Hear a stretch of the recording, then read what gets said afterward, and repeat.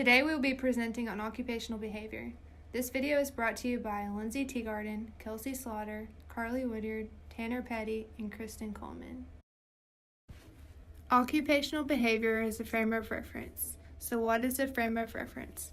A frame of reference is a set of interrelated, internally consistent concepts, definitions, postulates, and principles that provide a systemic description and prescription for a practitioner's interaction within his domain of concern. Mary Riley categorized occupational behavior as a developmental frame of reference due to the idea that humans advance through different stages of life with age. Who was the genius that created this frame of reference? As we mentioned previously, Mary Riley developed occupational behavior.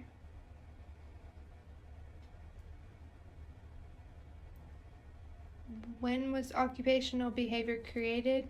Occupational behavior was introduced in 1969. Now we have a video to share of Mary Riley herself. Occupational behavior specifies the general nature of occupational therapy. So how is occupational behavior developed? Riley's occupational behavior was first developed from the model she presented in 1969 to distinguish a general theory of occupational therapy. Riley was one of the first to spark the drive to establish a foundation and identity for occupational therapy within the healthcare field. Riley believed occupational therapy had lost its focus of occupation as she called for a return to the founding basics, that man, through the use of his hands as they are energized by mind and will, can influence that state of his own health. The 1970s was a decade of introspection for occupational therapy. Riley influenced others to follow in her footsteps to challenge the profession to recognize the importance of human occupation, and she sought to expand treatment to those who were experiencing occupational behaviors that may inhibit occupational performance. Riley sought to establish a foundation for future occupational therapy practice and research through her idea of occupational behavior model. Riley used past theories founded in behavioral science to mold her own within occupational therapy itself. She used theories such as the developmental theory, the achievement theory, and the role theory. So now we're going to explain these three theories. The developmental theory and the impact of this theory can be seen in the children population impacted by occupational behavior. Next is the achievement theory. Occupational behavior was based on occupational performance and the quality of life.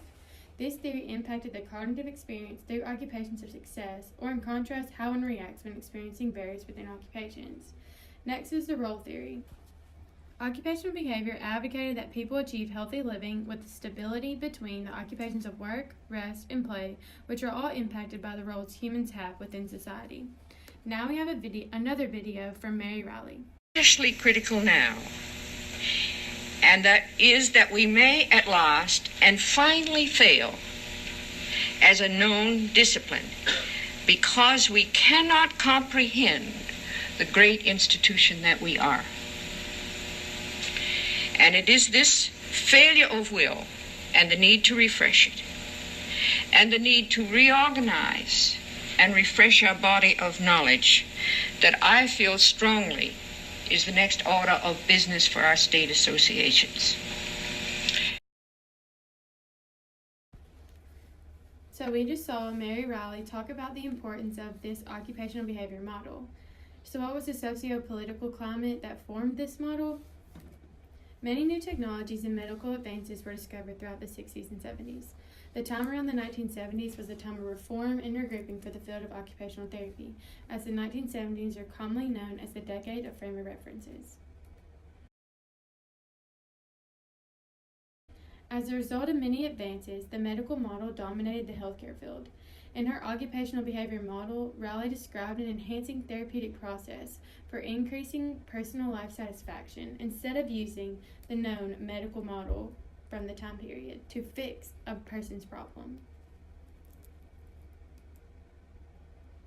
So now we're going to explain the occupational behavior model. Riley's approach to the model was to redirect the focus of OT during this time back to our core values of occupation-based intervention rather than the medical aspect we saw before. The focus was to prevent and reduce the occupational behaviors that cause disturbances due to an injury or illness. The function of occupational behavior is evident within a person when he or she is capable of seeking, understanding, and adapting occupations that meet personal needs as well as those of society. The disability continuum of occupational behavior is evident when a person suffers from the lack of occupational fulfillment, competency, and/or achievement. So what population fits occupational behavior? Occupational behavior is meant to assist those of all ages and abilities, as all humans have a need for occupation. Riley breaks down different ages and abilities further in her occupational behavior model as she addresses a combination of children and adult development. Since this model applies to everyone, we're going to break it down into children and adults. For children, childhood play includes exploration, achievement, and gain competency that then develops into occupation-based involvement later in life. The normal development of a child through play essentially influences development later into adulthood.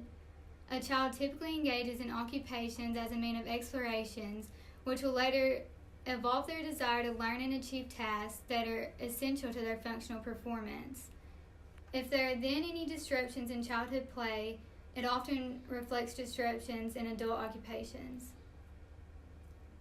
Play is an occupation in which participants are intrinsically motivated to perform for pleasure, and the occupational behavior or role within play can be seen in children.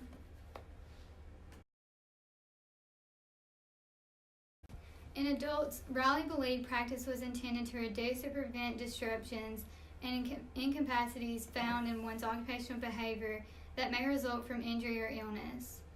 Role changes such as transitioning from work to retirement may affect one's everyday life, such as their routines or their self-concept.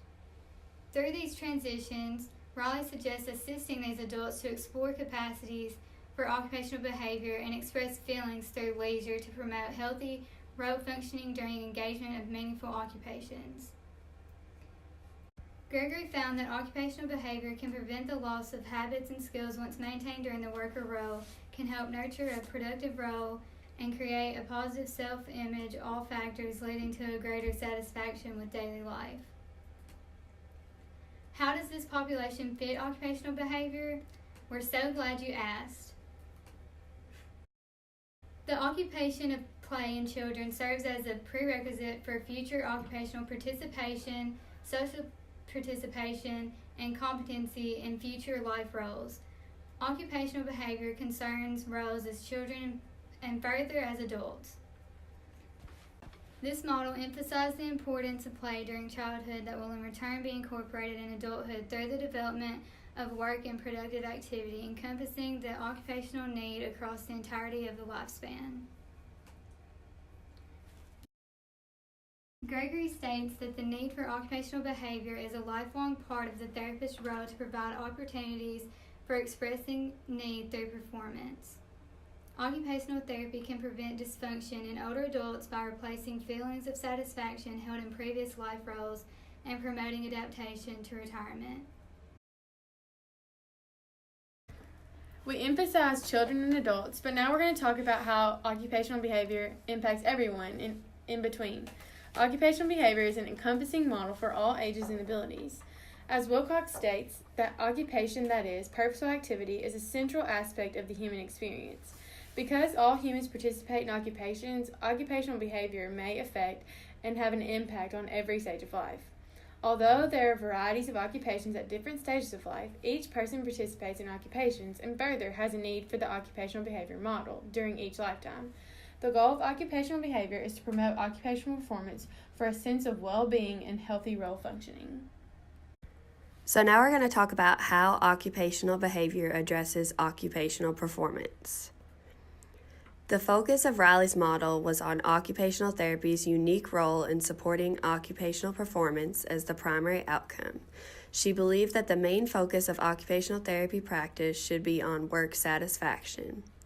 Some occupational therapists associate her theory as being only directed towards children, but she was also concerned with adult development, as we just discussed. Riley felt that childhood play was significant to the development of work and productive activities throughout adulthood. Another assumption of Riley's theory was that clients show the capacity for self-direction and self-actualization through an occupational profile. The therapist can find out what is meaningful and interesting to the client as a way to motivate and initiate treatment. Clients perform better when they are engaged in occupations that are meaningful and interesting to them. Riley's theory proposed that occupational behavior includes both physical and visible forms. Occupational therapists should use observation as a means to understand the objective nature of occupational performance, as well as client interviews to understand the emotional experiences of the client.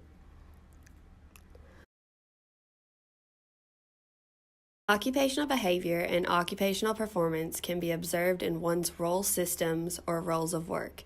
Occupational therapists should complete a play-leisure history because it can show patterns of occupational behavior. According to Riley, clients who experience disruptions in childhood play experiences will more likely show disruptions in adult occupations, which can affect their occupational performance. And now we'll discuss how occupational behavior addresses promotion of health. Occupational behavior is a process through which persons can enhance and promote health. Health and well-being are represented from a balance in occupational behavior in the areas of self-care, work, and play and leisure. Persons with healthy occupational behaviors demonstrate a balance of activities that meet the demands of themselves and society. In our current paradigm, occupational therapists recognize the importance in promoting health through meaningful occupational behavior and intervening when someone experiences a disruption in functioning due to illness or disability. Occupational therapy interventions include occupations that promote adaptation and life satisfaction. So, how does occupational behavior address prevention of diseases and disabilities? According to Riley, the purpose of occupational therapists, as identified by our original forefathers, Meyer and Slagle, is to prevent and reduce the incapacities resulting from illness. Another focus of Riley's occupational behavior is to reduce the occupational behaviors that cause disturbances due to any injury or illness. Therefore, occupational behavior may address prevention of illnesses and injuries in order to promote occupational behavior and performance.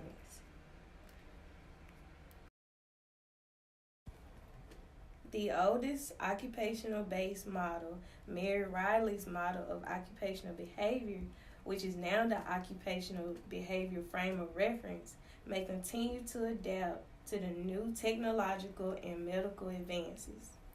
As occupational science continues to be developed, models such as the model of occupational behavior that work off of the basis of occupation may change.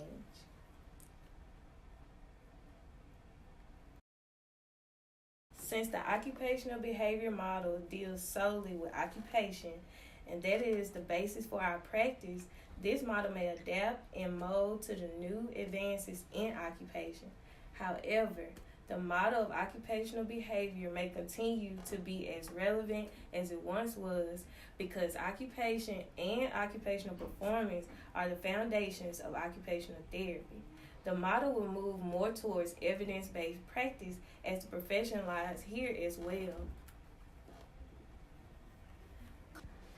Cole Antofano states, while advances in technology and research will further inspire the development of evidence-based strategies to be used in occupational therapy, the principles of her model will remain the constant thread that unifies our profession.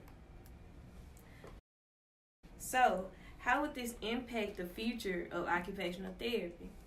Riley instilled a vision about the value of occupational therapy to later be appreciated and incorporated into various models and theories of current practice.